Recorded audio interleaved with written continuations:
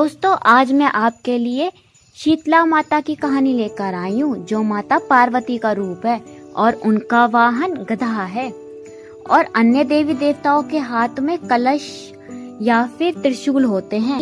शीतला माता के दाहिने हाथ में झाड़ू और बाएं हाथ में एक औषधि जल का बर्तन है।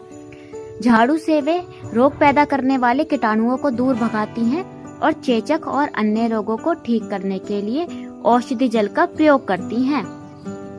जैसे कि आप जानते होंगे, गर्मियों में चिकन पॉक्स और चेचक जैसी बीमारियों से सुरक्षा की जाती है। इसी के लिए शीतला माता की पूजा की जाती है। यह त्योहार आंध्र प्रदेश और कर्नाटक के क्षेत्रों में भी मनाया जाता है।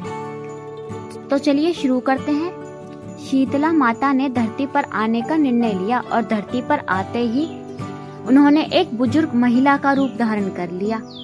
तभी शीतला माता राजस्थान के डूंगरी गांव में पहुंची और इधर उधर की गलियों में घूमने लगी। जैसे ही शीतला माता गलियों में घूम रही थी, तभी अचानक से उनके सिर के ऊपर किसी महिला ने चावल का उबलता हुआ पानी डाल दिया। उबला हुआ पानी डालने के कारण शीतला माता के शरीर पर छाले पड़ गए, जिसके कारण शीतला माता को बहुत जोर से जलन होने लगी और पूरे शरीर में अत्यधिक पीड़ा होने लगी, जिसके कारण शीतला माता गलियों में सभी के पास गई और कहने लगी, कोई तो मेरी मदद करो, मेरे ऊपर किसी ने गर्म पानी डाल दिया है, जिसके कारण मेरा पूरा शरीर जल रहा है और मुझे बहुत पीड़ा हो रही है। लेकिन किसी ने भी माता की मदद नहीं करी और सभी ने उनको अनदेखा कर दिया।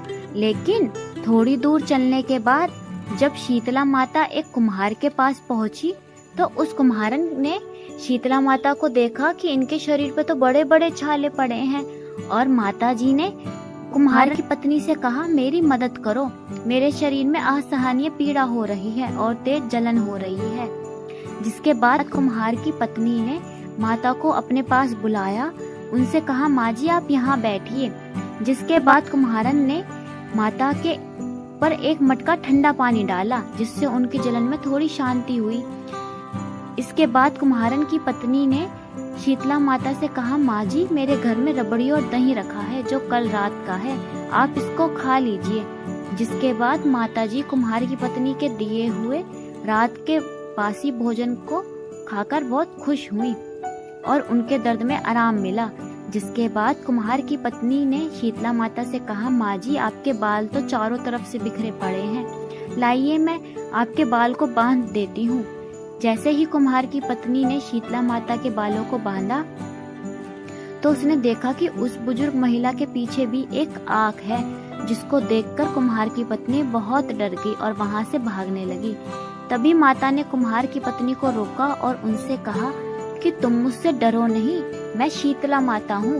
मैं यहाँ देखने आई थी कि यहाँ पर मेरी कौन कौन पूजा करता है।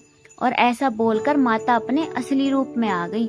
जिसके बाद कुम्हार की पत्नी ने जैसे ही शीतला माता को असली रूप में देखा, तो वह तुरंत माता के पास गई और माता को अपने घर में कहाँ पर बैठा हूँ, मेरे चारों तरफ तो गंदगी फैली है, ऐसे बैठने की जगह भी नहीं है, ऐसे कहने लगी। जिसके बाद माता उस कुम्हार की पत्नी के पाले हुए गधे पर बैठ गई और फिर उन्होंने कुम्हार के घर की सफाई कर कुम्हार के घर की दरिद्रता को एक डलिया में भरकर बाहर फेंक दिया। जिसके बाद शीतला माता ने उस कुम्हार की पत्नी से खुश होकर कहा कि मांगो, क्या वरदान मांगती हो, मैं तुमसे बहुत प्रसन्न हूँ। तभी कुम्हार की पत्नी ने शीतला माता से कहा, माता आप हमें वरदान के रूप में इतना दीजिए कि हमारे राजस्थान के गांव में ही निवास कर लीजिए। जो भी मनुष्य सप्तमी और अष्टमी को आपकी पूजा करे, व्रत रखे, आपको ठंडा भोजन खिलाए, आप उनके घर की गरीबी खत्म करें। और जो भी महिला आपकी सच्चे मन से पूजा करे, आप उनको आशीर्वाद दे। जिसके बाद शीतला माता ने कुम्हार की पत्नी की बात मानकर कहा, ठीक है ऐसा ही होगा। जिसके बाद शीतला माता ने कुम्हार की पत्नी से कहा कि तुम अपने घर में इस घड़े के पानी को चारों ओर से छिड़क लेना, क्योंकि कल पूरे गांव में आग लगेगी, लेकिन तुम्हारे घर में नहीं लगेगी। जिसके बाद कुम्हार की पत्नी ने शीतला माता की बात मानकर घड़े के पानी को घर के चारों ओर छिड़क लिया। जब अगला दिन शुरू हुआ तो सबके घर में आग लग गई, लेकिन कुम्हार के घर में आग नहीं लगी। जिसको देखकर सभी लोग आश्चर्यचकित हो गए और सभी लोग राजा के पास गए। उनको सारी बात बताई कि हमारे घर में आग लग गई पर कुम्हार के घर में आग नहीं लगी।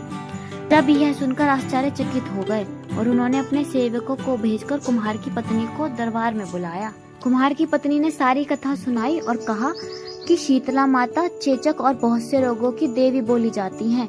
जिन लोगों को चेचक जैसे रोग हो जाते हैं उनको उनकी पूजा अवश्य करनी चाहिए और अष्टमी के दिन जो भी उनकी पूजा करेगा उनके घर में कभी भी कोई बीमारी नहीं आएगी। तो दोस्तों, अगर आपको मेरी कहानी अच्छी लगी हो तो मेरे चैनल को लाइक करें और बांसुगड़ा जरूर पूजा करें। धन्यवाद।